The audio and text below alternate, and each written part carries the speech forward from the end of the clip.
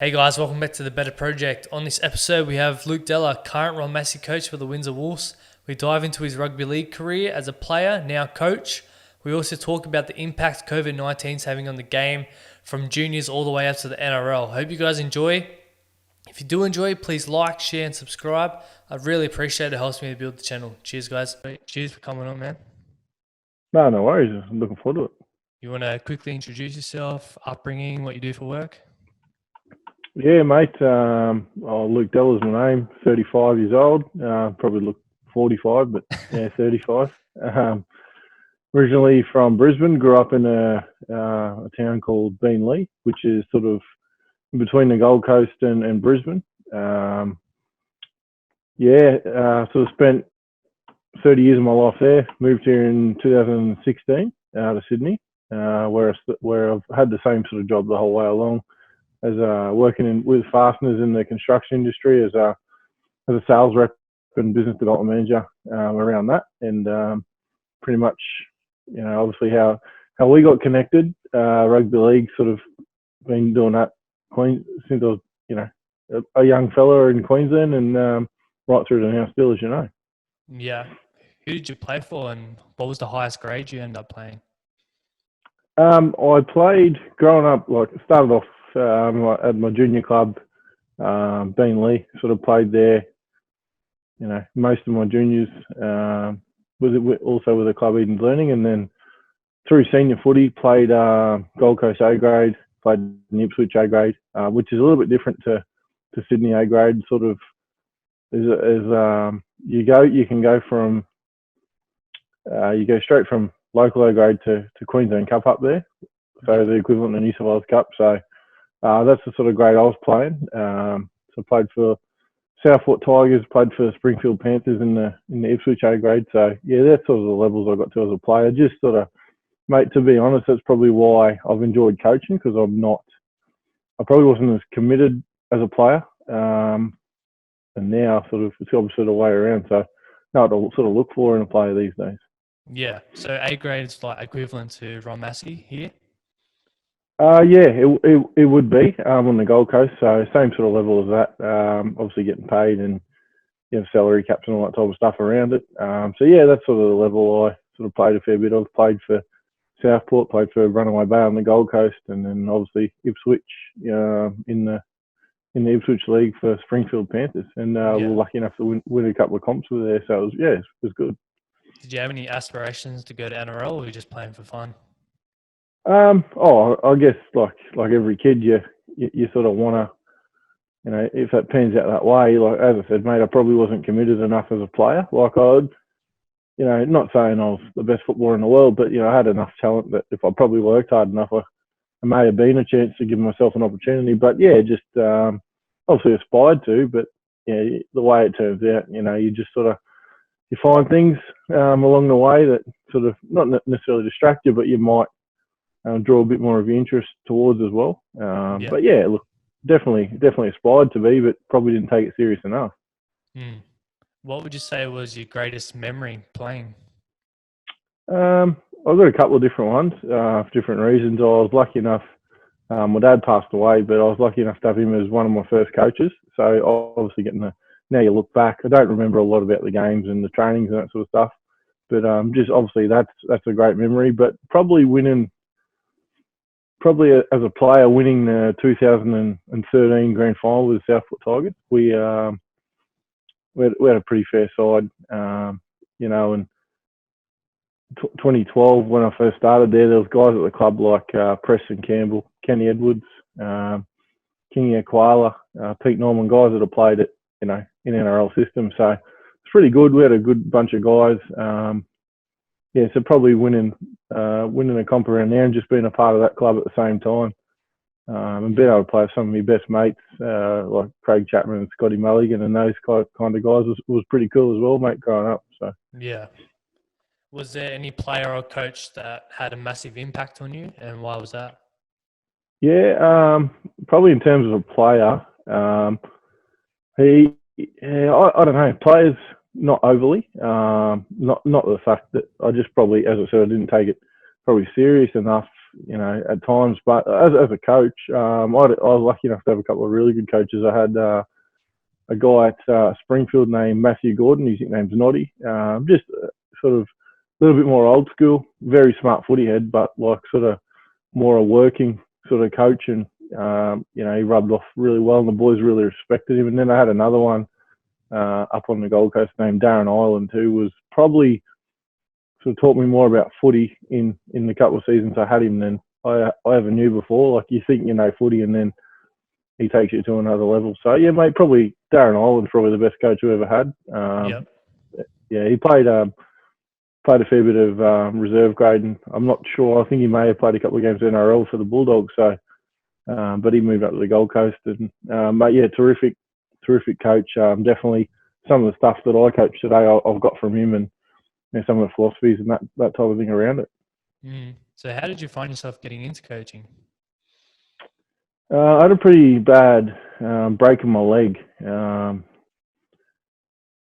I broke my tibia and my fibula, so it turned out pretty bad, and had a few surgeries around it, and just sort of never. I came back from it, but never the same. And I don't know. I didn't aspire to it. I never thought, I want to go and be a coach, but just sort of the way it panned out, I'd sort of I've always been pretty mad about the league. Just sort of followed it pretty hard, and always read programs, and I don't know. I just sort of fell on my lap and then just sort of ran with it, and I enjoyed it. So because you can make a difference on a group of people as opposed to yourself as a player. So that's sort of what I enjoy as well. What made you want to make the move to New South Wales? So my partner's my fiance. She's from down here, grew up in around the Hills District, and so we did sort of long, in between states for a while. And once we were fortunate enough to fall pregnant with our daughter, we had to make the decision. She came up for a while. She came to Queensland for a while, but then in late 2016 we made the move, and haven't sort of looked back. I've been lucky enough to meet some great people along the way, and her family and that type of thing. So it's difficult when you first start. If anyone knows it, has moved states and that type of thing. But yeah, look, I enjoy it now. It's a lot bigger for footy, and so no, it's good. Yeah. What clubs have you coached at? So in Queensland, I coached at a couple of friends of mine started a club called the Beanley Pride, which they've had great success. First year in the competition in the first division in Brisbane, we were lucky enough to make the grand final. We had a great side there. Made the grand final there. The next year we sort of got to a major semi. So that was my first year. That was, I think, 2015, 2016.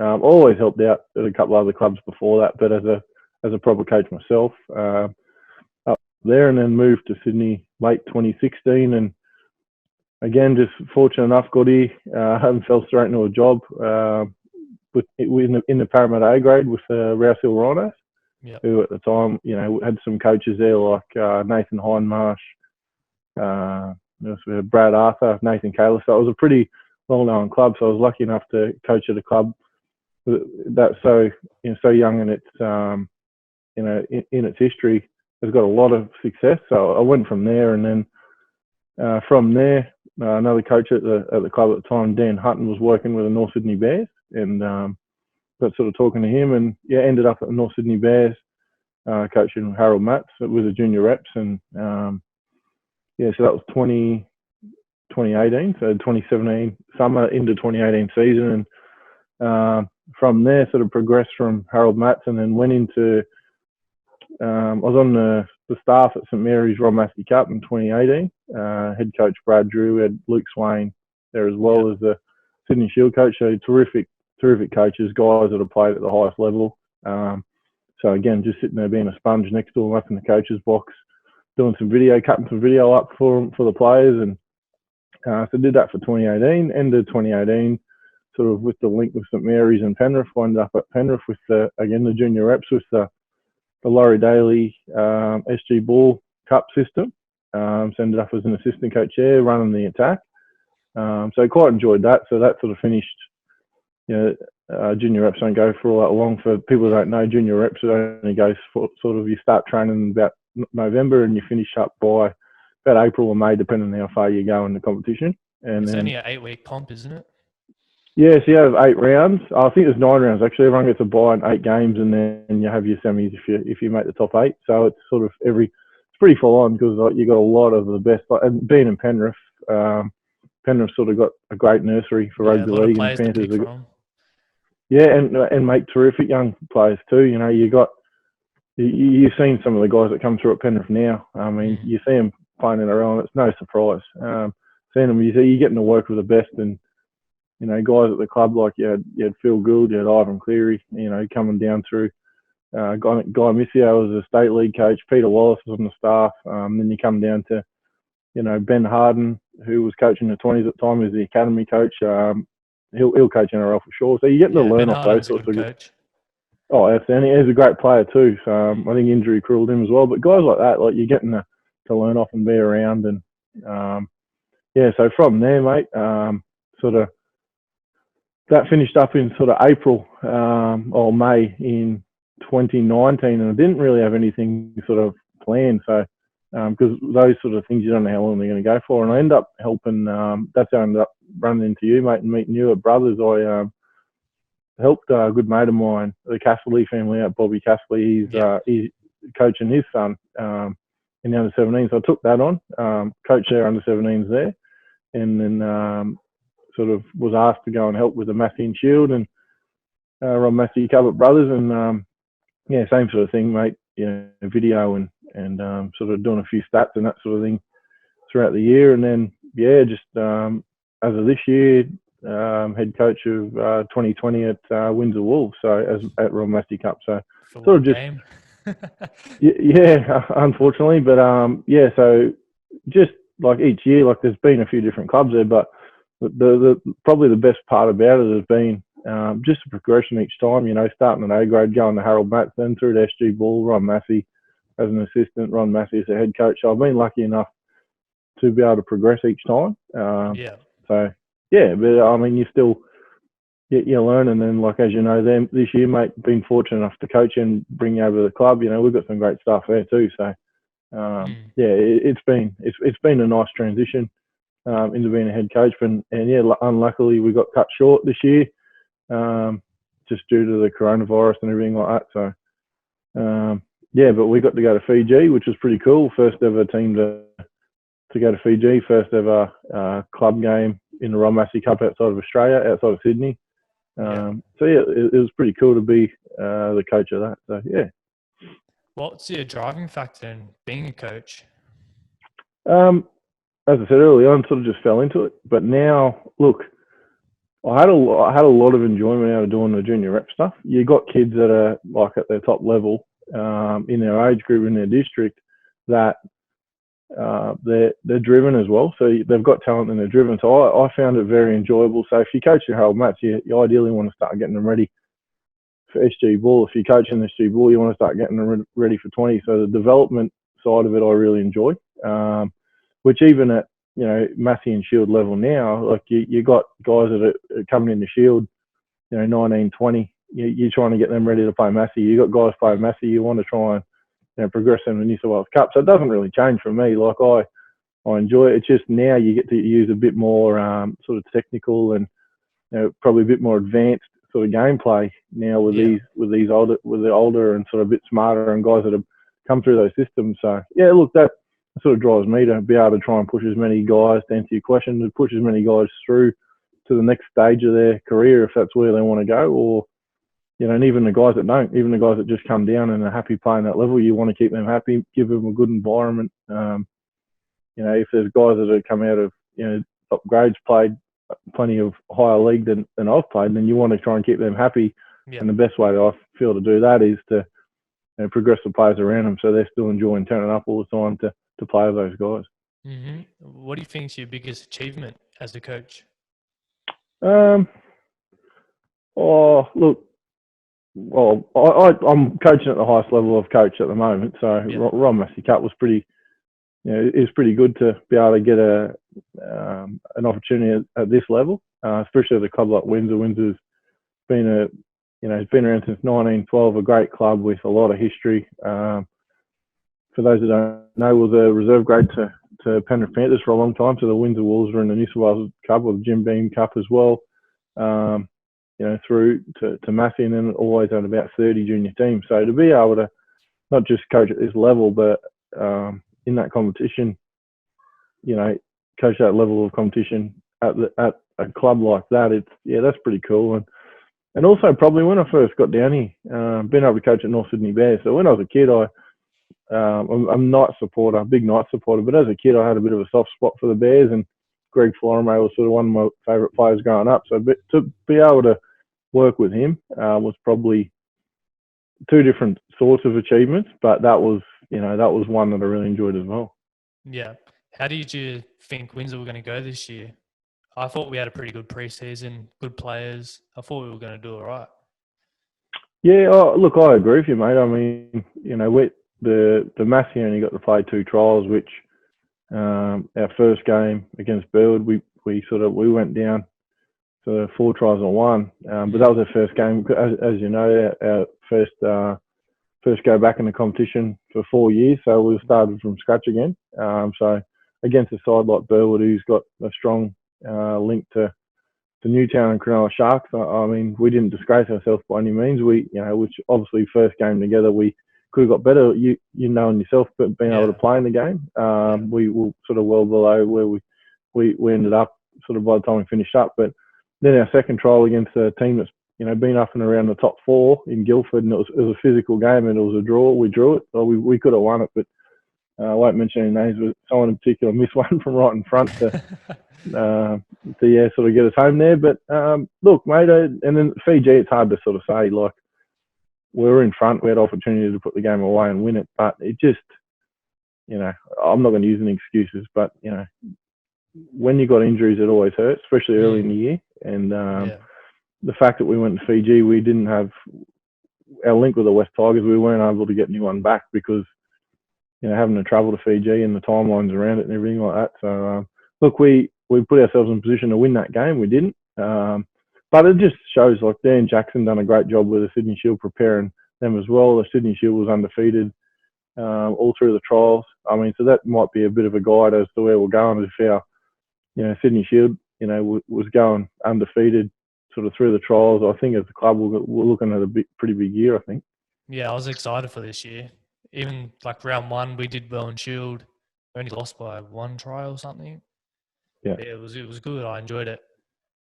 Do you see any footy being played this year at any level, or NRL will get back, I think. Yeah, besides look, no, I don't think so, mate. And that's only my opinion. I could be wrong. I've said it sort of all along. Once they pulled the pin in May, we had that last session down there and we got to talk to the boys. I always found it hard that however they came back, there's always going to be someone who liked it and didn't like it. And I think there's too many grey areas around. You can see the NRL, they got the smartest minds and a lot more money than we do at our level. So I mean, and they've really had to plan and the process on how they're getting back. So look, from our point of view, Massey and Shield, a lot of the clubs are funded by the league clubs. Us being one at Windsor through our football department at a senior level, and with the clubs not being able to be open at the moment, I just can't see. You got the likes. I think there's already 4 or 5 officially pulled out of the Massey, and there's still a few more to come that are definite. So Massey and Shield, I definitely think will be off. A grade, I'd reckon, is probably the same. And then really, you've only got outside of that, then you're stemming down to 21s and all that, because Jersey Flag and New South Wales Cup have already been called off. So in Sydney, I can't see any footy sort of above 17-year-olds being played. Do you see that affecting the game? Because a lot of players having the year off. Yeah, I think so. It might. The quality may be when we first come back, if they can't sort out like a second tier sort of competition between the New South Wales Cup clubs. I think it'll be hard. Like, yourself as a player, like we played our last game in the second week of March. You may not get to play a game again until probably February when trials roll around. So you're talking about 12 months. That's almost you're training your body to get used to it again, like you're coming back from an injury. So, Yeah. a lot of the guys like yourself, like keep very fit, but it's different to being out in the middle, as you know. So, yeah, look, I think so. I think it'll affect the level to start with, but how good the players and strong and fast and facilities and resources they've got access to, it won't take long to get back to the level. It'll just be a matter of when they make the call on what the competition's doing, when they're going to kick off again next year and all that type of thing, as opposed to how certain clubs handle a plan to go forward from there. Yeah. How do you think it's going to affect the NRL? Because only 17 players can play. All the other boys, they're not going to have match fitness. Yeah, and that's what I'm saying. Like that's where I feel if they can bring in like a second tier, so you can only play so much in-house footy. I mean, and you're not going to go out and keep belting your other guys that are on contract with you. It's just not going to happen. I don't know.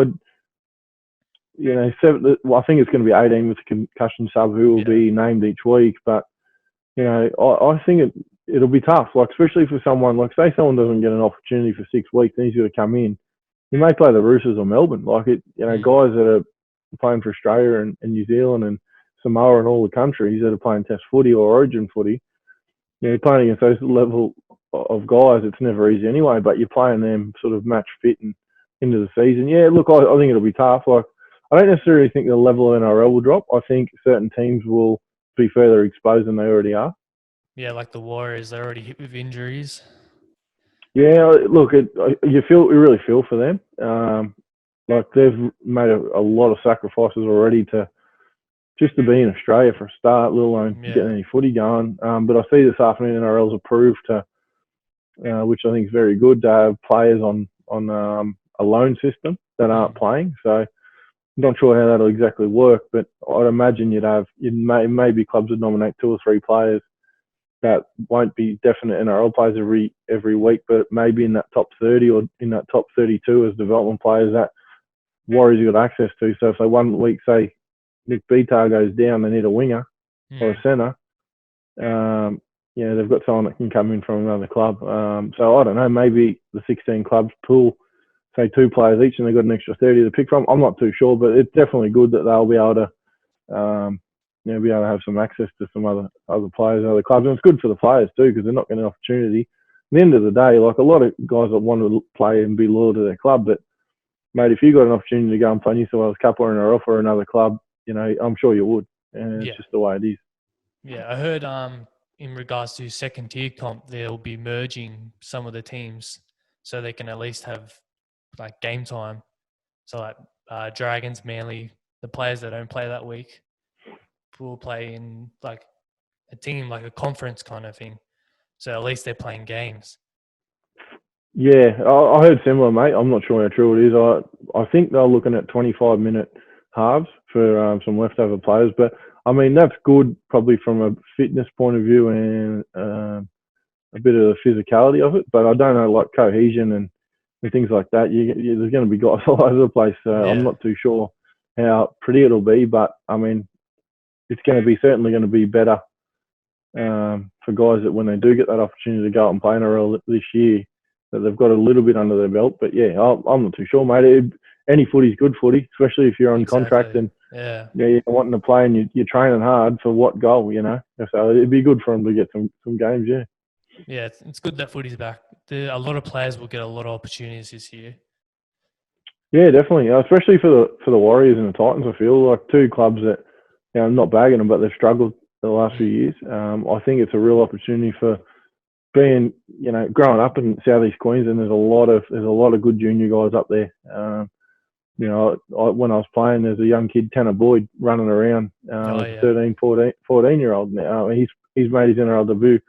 He just absolutely brained him as a kid. Like he was always going to play NRL. So you're going to see, and it's not because they're failing. Like he's breaking through now anyway. But you're going to see a lot more of him. You're going to see a lot more of these young guys getting opportunities full time, which is going to be good. So. How do you see the Knights going? Look, I'm optimistic. It's been. I'm a Knights fan and a Lakers fan, so the last 10 years have been pretty ordinary. It's only the last couple things have started being on the improve. But look, I think the Knights, they've got a really good coach there, a guy that's been under Craig Bellamy for a lot of years, and a guy that's been with Trent Robinson. So he's definitely smart. He's got, I don't know the bloke, never met him, but I imagine he'd pull a few bits and pieces from there and put his own spin on it. So it's going to set him up pretty well. They've recruited better every year. They signed, is it Andrew McCulloch the other day? Yeah, so which is, I see a lot of people bagging him, but I mean, anyone that's played 260 games for a club like the Brisbane Broncos, he's played Origin. I believe the Knights in our middle, our defence is a bit ordinary. I think, and he makes a lot of tackles. He's a very good defender. And I hear people saying, well, he's not an attacking player, but we don't necessarily need that. He can kick out a dummy half. As long as he gives good service, you've got the likes of Pearce and Ponga and guys like that there. So we don't really need an attacking nine. But I think you don't want too many attackers. Yeah, that's my opinion. I just think he'll be a really good fit. Like, he'll come in, you're not putting a kid in there who might fail. Then you go, well, all right, now what? He didn't work out at 9. Who we got now? Like, you'd call on another kid in a key position in the spine. Whereas you've got a guy like Andrew McCulloch who's just going to walk in, knows what to expect. Probably going to take a few weeks to get used to his new team and his new club, and then hopefully hit the ground running. They started well. I mean, yes, we only played a couple of teams that haven't been in the finals for a while, but in saying that, you've got to be up every week. So positive start. I definitely think our attack's going to be a lot better. Just as I said, our defence has been ordinary. So bringing him in this year, and unfortunately we lost Brayley, but he's a good defensive player as well. And next year Tyson Frizzell coming. Yeah, that's going to be a good squad. Yeah, so hopefully we can just continue to sort of keep growing from there. So outside footy, what do you like to do? I've got a young family. I've got a 3.5-year-old daughter and a fiance, as I said earlier. So obviously, trying to spend as much time with them as I can. Being at work and then footy, especially during the footy season, you sort of, I leave for work in the morning and don't go home after work. So I'm getting home we don't finish training till 8. By the time you pack up and have your play, you're not getting home till 9 o'clock. So, you're gone for 14, 15 hours a day. So the nights I have off and the time I'm at home, just spending a lot of time with her, taking her down the park and just things like that, like pretty basic sort of stuff, but the most enjoyable. And outside of that, mate, sort of love, as I mentioned earlier, love the NBA, into the UFC a fair bit. I really like any sport, to be honest, anything that's on TV, but just where I spend most of my time, I love the horses, which on a Saturday keeps me pretty busy in the arbour and normally pretty angry. But yeah, so sort of just into a few of those sort of sports and just spend as much time with family as I can. And being down here, not having a lot of family around, I try and concentrate on those things as much as I can. Yeah. Are you into the greyhounds as well? Yeah, I am, unfortunately, which is it's good and it's bad. Actually, this morning I went down with my brother-in-law. He's big into greyhounds and he's got quite a few. And we went down to Appin and sort of give his dog a trial this morning. I've been up since 4:30, so if I am ugly, but if I look even worse, that's why. But we went down there this morning, mate. So into the greyhounds as well. It's a bit different to horses, which is cool. You see both sides of it. I've owned a horse, been involved with dogs, so it's pretty cool to be able to see both sides of them as well. You into it, are you? Dad has a few. Oh yeah. Yeah. I've never really been into it that much, but I've always been around it. Not a bad thing, mate. You probably save a few dollars. Yeah. Yeah. Dad wastes a bit of money on those. Oh, it's easy to do. Yeah. I won't go into it, but yeah, it's definitely easy to burn a hole in your wallet on a Saturday afternoon. That's for sure. Yeah. Well, thanks for coming on, giving me your time. No worries, mate. I appreciate it.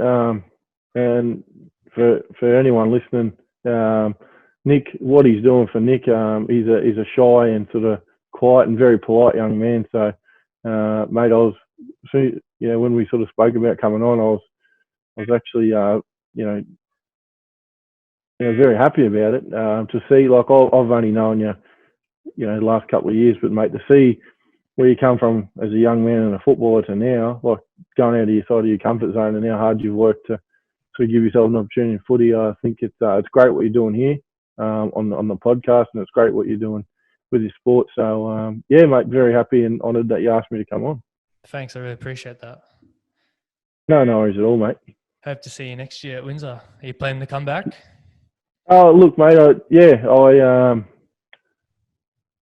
It's a bit up in the air at the moment. Not the fact if I want to come back, and not just obviously what's going to happen with the season. As you know, we only found out sort of last night where the club's sort of headed for this year. Unfortunately, us being one of the clubs funded by these clubs for our football, we're not able to. It's not sustainable for us to stay in. So, yeah, look.